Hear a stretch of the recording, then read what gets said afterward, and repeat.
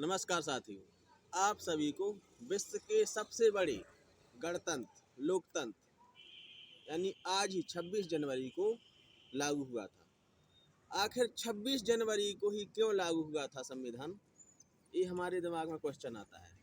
तो इसकी एक छोटी सी कहानी है कि जब 1929 में पंडित जवाहरलाल नेहरू कांग्रेस के अध्यक्ष थे, उस समय सुभाष चंद्र बोस भी साथ में थे। तो ये सभी ने घोषणा की कि हम भारत को पूर्ण स्वराज का दर्जा दिलाएंगे।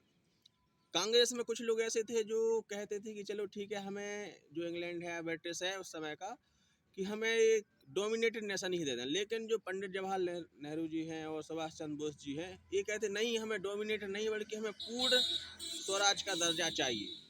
तो 1929 में 31 दिसंबर को, आमतौर पर क्या होता है कि साल के अंत में कांग्रेस की बैठक होती है, तो इन्होंने घोषणा की कि हम 26 जनवरी 1930 तक, क्योंकि 1929 तो खत्म होने वाला था, भारत को पूर्ण स्वतंत्र करा लेंगे। इन्होंने घोषणा कर दी। अब साथियों 26 जनवरी 1930 आया तो इन्होंने भारत का जो तिरंगा है उसको लहरा दिया और इन्होंने घोषणा की कि हम पूरी तरह से स्वतंत्र हो गए।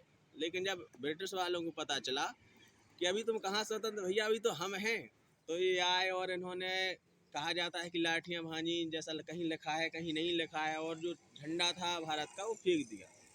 अब अपने लिए तो महत्वपूर्ण है कि भारत का झंडा है, लेकिन उनके लिए थोड़ी महत्वपूर्ण था, तो उन्होंने झंडा फेंक दिया। समय निकलता गया, इसके समय निकलता गया और सभी अपने अपने तरीके से भारत को आज़ादी दिलाने के लिए संघर्ष कर रहे थे। जो नरम दल वाले हैं वो अपने नरमी तरीके से, जो गरम दल वाले हैं अपने में ताकतपूर्ण या हिंसापूर्ण तरीके से अपना जो भी है भारत को स्वतंत्र दिलाने के लिए लगे हुए थे। महात्मा गांधी भी अपने अहिंसा के मार्ग पर लगे हुए थे। सभी अपने अपने तरीके से प्रयास कर रहे थे। 1939 में सुभाष चंद्र बोस जी अध्यक्ष भी रहे कांग्रेस के। इसके बाद उनके मतभेद बढ़ते गए और वो अलग हो गए। उन्हें समझ में आ गया था कि भारत को अहिंसा से तो आज़ादी नहीं आने वाली है, तो उन्होंने अपना जापान जर्मनी को के साथ का नौ ब्रिटिश को काटना शुरू कर दिया था। एक समय ऐसा आया कि जब 1945 में जापान पर अमेरिका ने परमाणु बम गिराया और ये युद्ध, दूसरी विश्व युद्ध जब समाप्त हुआ तो सभी राष्ट्र इतने कमजोर हो चुके थे, मतलब आर्थिक तौर पर, कि वो निर्वहन नहीं कर सकते थे। अब ब्रिटिश सैनिकों का एक तरफ तो वो अंग्रेजी जो सेना थी या शासक थे वो निर्वहन नहीं कर सकते, दूसरी तरफ जो अपने आज़ादी के जो क्रांतिवीर थे वो अपने अपने तरीके से भारत को आज़ादी दिलाने के लिए होड़ में लगे हुए थे। अब उन्हें अंग्रेजों को समझ में आ गया था कि अब हम भारत को और अधिक समय तक गुलाम बनाकर नहीं रख सकते। उन्होंने घोषणा की, या जो भी उनकी मीटिंग हुई, कि चलो ठीक है, हम भारत को 15 अगस्त 1947 को आज़ाद कर देंगे। तो साथियों ऐसा ही समय आया, 15 अगस्त 1947 को भारत आज़ाद होगा। इससे पहले एक रात पहले अपना बच्चा पाकिस्तान का भी जन्म हो गया था, 14 जनवरी को। ठीक है, तो ये सब होने के बाद फिर क्या है, फिर शुरू होती संविधान की प्रक्रिया।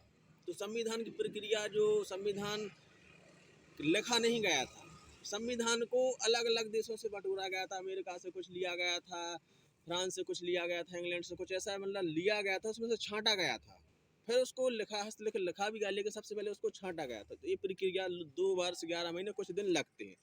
तो 1947 के बाद ये सब जब तैयार हो गया तो लगभग 26 नवंबर 1949 को संविधान सभा ने संविधान को ग्रहण कर लिया था। इसके बावजूद भी लागू नहीं किया गया था। उसका कारण यही था कि उस वक्त जब पंडित जवाहरलाल नेहरू और सुभाष चंद्र बोस ने उस वक्त 1929 में 26 जनवरी 1930 में पूर्ण स्वराज की घोषणा की थी, उस वक्त तो नहीं हो पाया था। तो नेहरू जी ने सोचा कि उस वक्त मैं अध्यक्ष था और अब मैं प्रधानमंत्री बनने जा रहा हूँ, थी तो राजनीति, तो उन्होंने कहा क्यों ना कि उस वक्त को और यादगार बनाया जाए।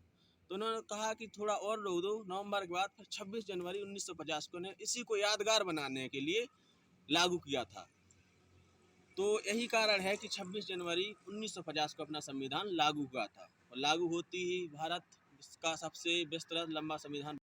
तो संविधान लागू होते ही भारत विश्व का सबसे बड़ा संविधान निर्माता देश बन गया था। भारत एक पूर्ण संप्रभुता संपन्न देश बन गया था, जिसकी अपनी सॉवरेनिटी थी, मतलब अपने चाहे विदेशी मामले और रक्षा के सभी मामले भारत के हाथ में आ गए थे। इससे पहले अगर जो डोमिनेटेड नेशन मिलता तो रक्षा विदेश मामले हैं जो ब्रिटिश सरकार के पास रहते, अपना राष्ट्रपति नहीं रहता। लेकिन अपना संविधान लागू होते ही भारत का अपना राष्ट्रपति, अपना प्रधानमंत्री, जो राष्ट्रपति होता है भारत का वो प्रथम नागरिक होता है, तो अपना सब तैयार हो गया था। तो आप सभी को गणतंत्र दिवस की बहुत बहुत शुभकामनाएं। संविधान में निहित अपने अधिकारों को, अपनी शक्ति को पहचानें, इसका सदुपयोग करें। कहा जाता है कि संविधान का अगर सदुपयोग हुआ तो ये हमारे लिए बहुत अच्छा साबित होगा, और अगर इसका दुरुपयोग होगा तो ये एक तरह का ही हथियार बन जाएगा। हरा नहीं जो भाव से बहती जिसमें रसधार नहीं, हृदय नहीं वह पत्थर है जिसमें स्वदेश के प्रति प्यार नहीं।